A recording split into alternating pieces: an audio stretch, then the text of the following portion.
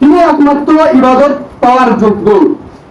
অর্থাৎ পৃথিবীতে আমরা মুসলিমদের ভিতরে অনেকে আমরা শিরক করে থাকি, ইবাদতের ক্ষেত্রে আমরা শিরক করে থাকি আল্লাহর সঙ্গে।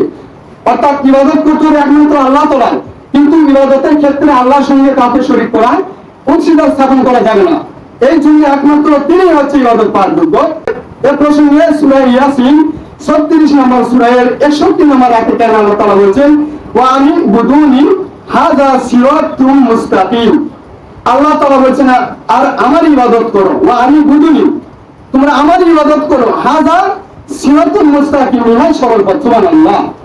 যদি আল্লাহ তাআলার ইবাদত আমরা এককভাবে ইবাদত করি, তার ইবাদতের ক্ষেত্রে তার সঙ্গে যদি আমরা কোনো কাউকে শরীক না করি, অংশীদার স্থাপন না করি, তবে আল্লাহ তাআলা অবশ্যই এই সরল সঠিক পথের কথা জানিয়ে দিচ্ছেন, আমার পথই সঠিক পথ, আমার পথই সত্য পথ। তোমরা আমাকে ভয় করো, আমার ইবাদত করো, তবেই তোমরা সঠিক পথে থাকতে পারবে।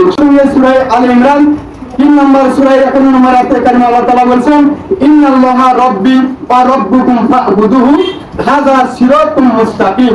এখানে হযরত ঈসা আলাইহিস সালামের ঘটনা এসেছে, উল্লেখ করা হয়েছে। তিনি তার কওমকে বলেছিলেন যে ইন্নাল্লাহা রাব্বি, নিশ্চয় আল্লাহ তাআলা আমার রব, আমার প্রতিপালক, ওয়া রাব্বুকুম, এবং তোমাদেরও প্রতিপালক, তোমাদেরও রব। এই বিষয়টি ঈসা আলাইহিস সালাম যেমন বলেছিলেন, মুসা আলাইহিস সালামও বলেছিলেন, আমাদের নবী করিম সাল্লাল্লাহু আলাইহি ওয়াসাল্লাম বলেছেন, সকল নবী বলেছেন তাদের উম্মতকে, তাদের কওমকে।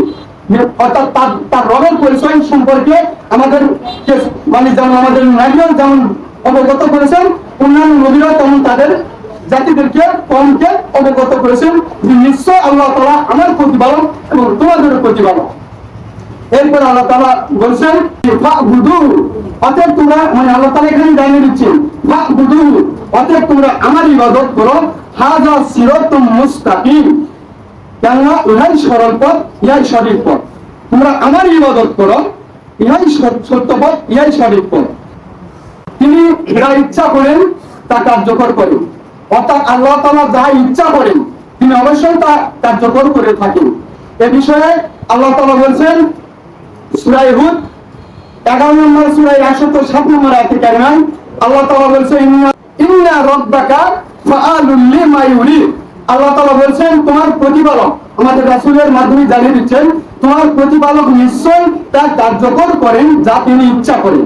অর্থাৎ একমাত্র আল্লাহ তাআলাই যা কিছু কার্যকর করার ইচ্ছা করেন তিনি তা অবশ্যই কার্যকর করেন, যা ইচ্ছা করেন তাই কার্যকর করেন। এটি হচ্ছে আল্লাহ তাআলার ক্ষমতা, একমাত্র তার ক্ষমতা। তিনি ইচ্ছা যা করেন তাই কার্যকর করেন, তাই প্রতিষ্ঠিত করেন, বাস্তবায়ন করেন।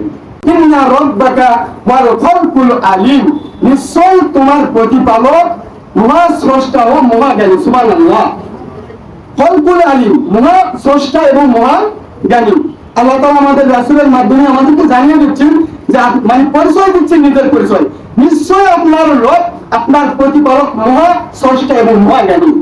তাহলে পৃথিবীতে একমাত্র শুধুমাত্র আল্লাহ তাআলাই যেমন মহা স্রষ্টা, তিনি একমাত্র মহা জ্ঞানী, তার উপর আর কোনো জ্ঞানী নেই। তিনি যাদেরকে জ্ঞান দান করেছেন সীমিত জ্ঞান, অর্থাৎ মানুষকে তিনি জ্ঞান দান করেছেন সীমিত জ্ঞান, যাকে যতদূর পর্যন্ত তিনি জ্ঞান দান করেছেন সে ততদূর পর্যন্ত জ্ঞানের অধিকার রয়েছে। কিন্তু আল্লাহ তাআলার কাছে জ্ঞানের ভান্ডার, তিনি জ্ঞানী যেহেতু মহা জ্ঞানী, তার কাছে সমস্ত জ্ঞান রয়েছে।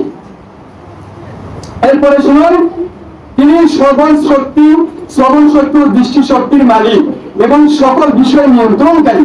অর্থাৎ তিনি আমাদেরকে শ্রবণ শক্তি, দৃষ্টি শক্তি দিয়েছেন, তেমন সকল বিষয়কে তিনি নিয়ন্ত্রণ করেন। প্রথমে জানলাম যে তিনি রক্ষণাবেক্ষণকারী, আর এর থেকে জানা যাবে তিনি নিয়ন্ত্রণকারী, সকল কিছু তিনি নিয়ন্ত্রণ করেন।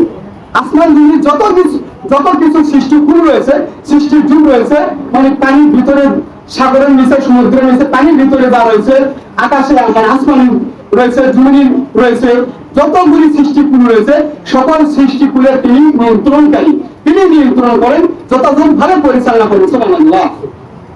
এই প্রসঙ্গে আল্লাহ তাআলা বলেছেন, তার রাসূলকে জানিয়ে দিয়ে বলেছেন, কুল মাই ইউরযুকুকুম মিনাস সামাই ওয়াল আরদ।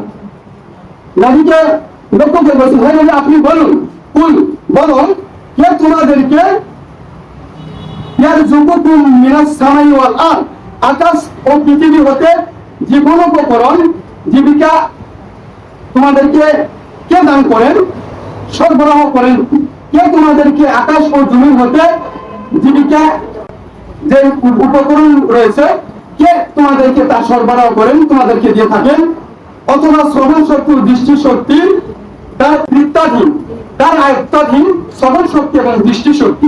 তুমি তাদেরকে বলো, জিজ্ঞেস করো, মানে নবীর মাধ্যমে বলা হচ্ছে যারা আল্লাহ তাআলা মানে রবকে রুবুবিয়াতকে যারা অস্বীকার করেছিল তাদেরকে লক্ষ্য করে আল্লাহ তাআলা আয়াত নাযিল করে রাসূলের মাধ্যমে জানিয়ে দিয়েছেন যে আপনি বলুন, কে তোমাদেরকে আকাশ ও পৃথিবী হতে জীবনোপকরণ সরবরাহ করেন, অথবা শ্রবণ শক্তি ও দৃষ্টি শক্তি তার প্রত্যেকটাধীন, এবং কে জীবিতকে মৃত হতে এবং মৃতকে জীবিত হতে বের করে আনেন।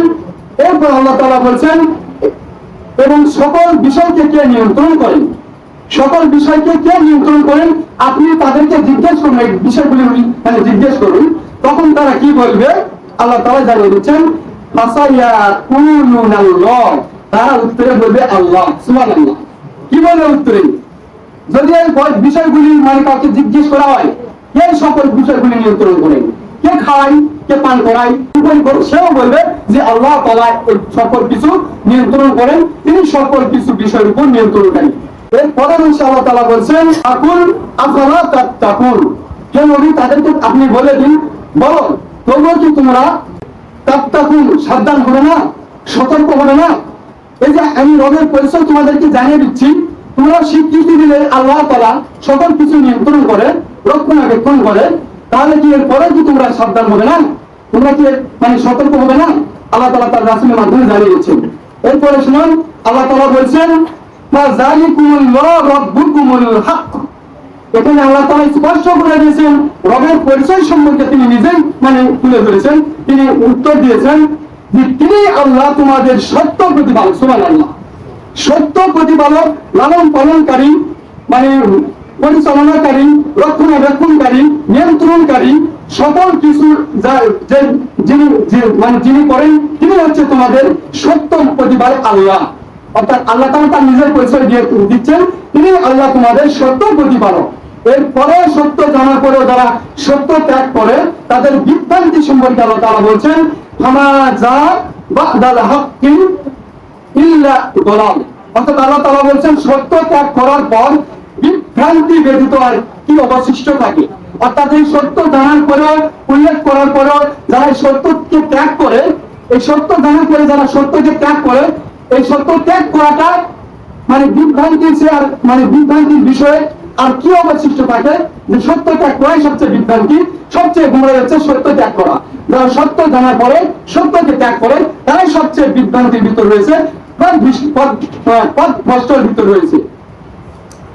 এরপরে শুনুন, আল্লাহ তাআলা বলছেন, আন্না তুসরাফুন, সুতরাং তোমরা কোথায় চালিত হচ্ছ? এই যে আল্লাহ তাআলা জানিয়ে দিচ্ছেন তোমাদের সত্য প্রতিপালক সম্পর্কে জানিয়ে দিচ্ছেন, এই সত্য প্রতিপালকের গুণ সম্পর্কে তিনি জানিয়ে দিচ্ছেন। এরপরে যদি সতর্ক না হয় তাহলে আল্লাহ তাআলা বলছেন, আন্না তুসরাফুন, সুতরাং তোমরা কোথায় চালিত হচ্ছ? অর্থাৎ আমি প্রতিপালকের দিক থেকে তোমরা মুখ ফিরে নিয়ে তোমরা কোথায় চলে যাচ্ছ, কোন পথে তোমরা চলছো? আল্লাহ তাআলাই এখানে মানে প্রশ্নবোধক অধ্যায়ের মাধ্যমে তিনি আমাদেরকে জানিয়ে দিচ্ছেন।